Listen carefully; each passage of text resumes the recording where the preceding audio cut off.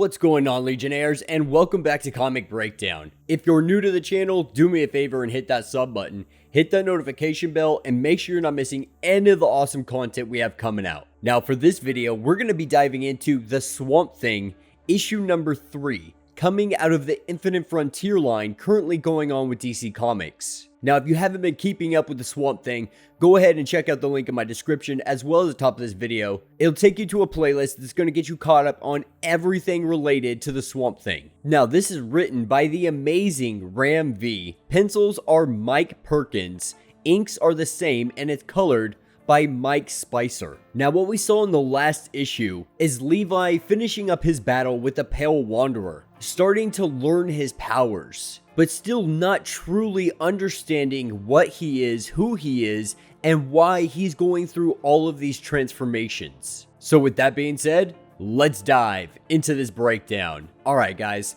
so this issue, it's going to pick us up with Levi and Jennifer. Now Levi, he needs to figure out exactly what's going on with him. And them both being scientists, he thinks, what better way than to have her do a CAT scan? Maybe figure out something that we're not seeing here. Maybe on the brain scan, we can see some kind of function going on that's abnormal. Now Levi, he's a little bit worried. He's not sure about any of this right now. He's just scared. He's petrified at this point, because he keeps transforming into a giant green swamp thing and he doesn't understand why. But Jennifer, she kind of reassures him, lets him know, that they need to study this. They need to study his transformation, and when they able to understand it, they'll actually be able to possibly reverse it. At least that's the running theory. And so he lays down and they start doing his brain scan. And for the most part, everything's looking normal. His brain functions are operating on normal levels. Nothing really out of the ordinary is being seen. But that's when everything changes. And this is when she starts to see something unusual. Something very odd. And we see from his brains on the scan, we're seeing little sprouts of plants coming out of it. And Jennifer, she rushes to go into the room, only to see the room completely covered in the green.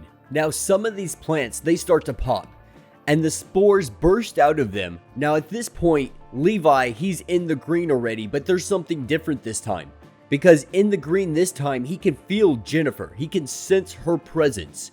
Jennifer somehow got swept into the green. And that is where we see the Swamp Thing arise into the green.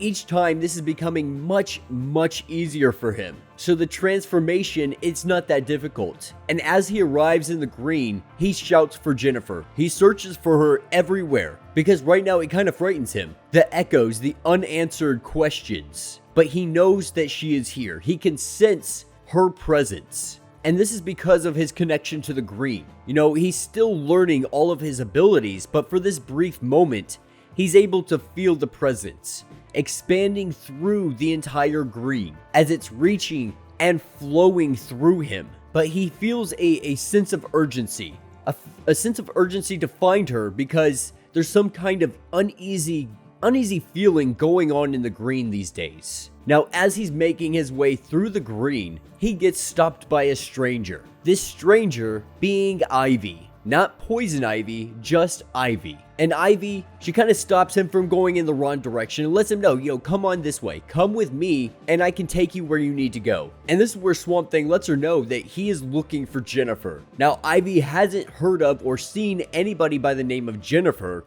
but thinks that it's quite possible the Queen could be able to help. But the thing is, the Queen, she's not very fond of strangers. She wouldn't really like having strangers show up unannounced. But then Ivy fears the worst. She fears that something else could have gotten her. She fears of the Woodwose. And this is where we see a giant towering of a monster. Now, as it's making its way through this lush green, its colossalness is taking giant steps. And at the feet, this is where we find Jennifer, running, screaming, pleading for some kind of help. But she trips, she falls, and this is when somebody comes to her rescue, getting her out of danger as fast as possible, rushing her off to the side. We learn that this individual is none other than Woodrue. Now Woodrue, we saw a bit of him in the Future State event. Now, if you didn't check out Future State Swamp Thing, go ahead and check that out. I have a playlist set up for that as well. But Woodrue, he is extremely intrigued right now because he is just now learning that there's a new avatar. There is a new Swamp Thing. Now this is where we pick up with the Swamp Thing, and he's come to the Queen, Queen Ivy. Now it seems Ivy has split herself into kind of a multiple personality situation here. Queen Ivy being the BA, being the mean one, while the Ivy that's helping Swamp Thing, that's the Ivy that's kindness and hope and love and all of those good emotions. And upon arriving, Queen Ivy, her first thoughts are, look at you, bearing a gift that you don't understand, wielding it like a child, wasteful and irresponsible. To her, this is a true symbol of what humanity has done with the green. But Swamp Thing asks her, Jennifer's an innocent into this. But Queen Ivy, she doesn't see innocence. For every tree taken down, she blames all of humanity. So none are innocent. And Queen Ivy, she doesn't want to help. She has no intention of helping whatsoever, and so he gets a little frantic.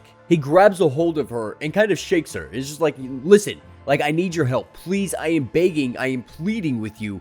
Just help me. And this is when Queen Ivy throws him off, wraps him up in vines. And her idea behind this is, how dare you? How dare you touch me in my own house? But this is when the other Ivy tells her to stop. Tells her that she needs to stop because that's her friend. And Queen Ivy promised that she would never hurt any of her friends. And as Queen Ivy, her rage builds and builds, she starts to attack Ivy.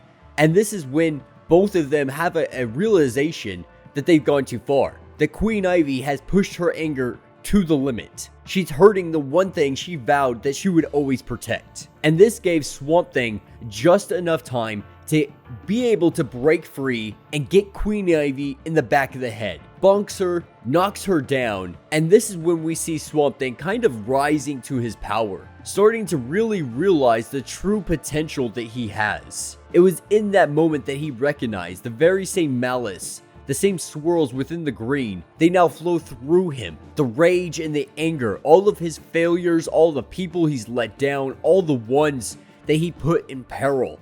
It all comes forth like a storm. But this is when we see a figure appear in the light, a very familiar shape. And this is when we see the arrival of Alec Holland, our previous avatar of the green, our previous Swamp Thing. And he's come to kind of guide him, to kind of give him a little bit of help. And I am super glad that they introduced this.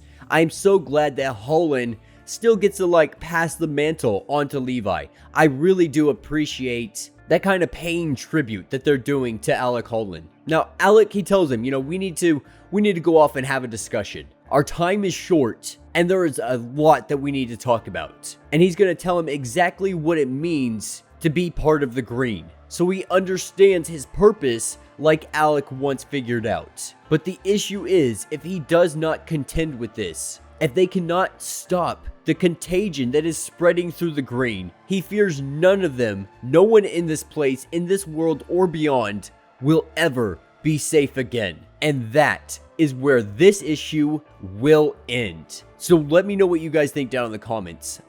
I've said it 1,000 times over. I am a huge Ram V fan, specifically because of this Swamp Thing line. Now, there's some other indie stuff that he's done I am going to eventually get to, but this Swamp Thing line has just been absolutely phenomenal. He has done such a good job of writing it, of knowing how to write Swamp Thing, to understand his turmoil, to understand his sacrifice, to understand everything that he is going through. He just writes it so well. And now they're paying homage to Alec Holland, which is the Swamp Thing that most of us have known for a majority of our lives. And so in those regards, I really think it's super awesome. It's super unique what they're doing. And I cannot be more happy with this line. This is one of my favorite things coming out of Infinite Frontier. This is one of the few lines that I'm legitimately super giddy and like a little kid for, because these are just so well written and the artwork is so well done. I am super excited to see where the next 7 issues take us, and I really hope that we get some more Swamp Thing after that. But yeah, let me know what you guys think down in the comments. If you have not yet, do me a favor and hit that sub button, hit that notification bell, because we're dropping new videos almost every single day from DC, Marvel to indie comics. And with that being said, until the next breakdown.